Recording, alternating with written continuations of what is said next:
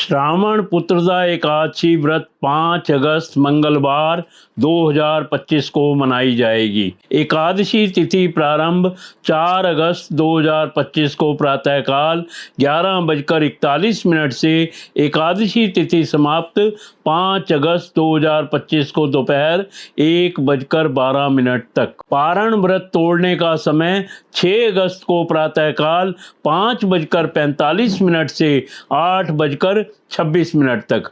पारण तिथि के दिन द्वादशी समाप्त होने का समय दोपहर 2:08 तक। श्रावण मास के शुक्ल पक्ष की एकादशी तिथि को श्रावण पुत्रदा एकादशी कहते हैं। हिंदू धार्मिक मान्यताओं के अनुसार ऐसा कहा जाता है कि श्रावण पुत्रदा एकादशी का व्रत धारण करने वाले व्यक्ति को वाजपेयी यज्ञ के समान पुण्य फल की प्राप्ति होती है। इसके अलावा इस व्रत के पुण्य प्रभाव से भक्तों को संतान प्राप्ति का वरदान प्राप्त होता है। श्रावण पुत्रदा एकादशी की पूजा एवं व्रत विधि इस प्रकार है। सूर्योदय से पूर्व उठकर स्नान करें तथा स्वच्छ वस्त्र धारण करें। भगवान विष्णु की प्रतिमा के सामने घी का दीपक जलाएं।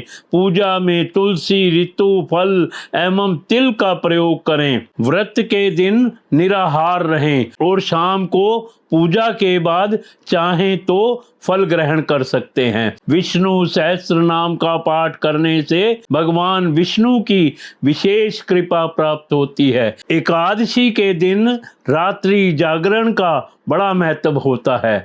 जागरण में भजन कीर्तन करें। द्वादशी तिथि को ब्राह्मण भोजन करवाने के बाद उन्हें दान दक्षिणा दें। अंत में स्वयं भोजन करें। हिंदू धर्म में एकादशी बहुत ही महत्वपूर्ण तिथि मानी जाती है और श्रावण पुत्रदा एकादशी उनमें से एक है। ऐसा विश्वास है कि यदि निसंतान दंपति इस व्रत को पूर्ण विधि विधान व श्रद्धा के साथ धारण करें तो उन्हें संतान सुख अवश्य प्राप्त होता है। श्री पद्म पुराण के अनुसार द्वापर युग में महिष्मतीपुरी का राजा महिजित बड़ा ही शांति एवं धर्म प्रिय था, लेकिन वह पुत्र विहीन था।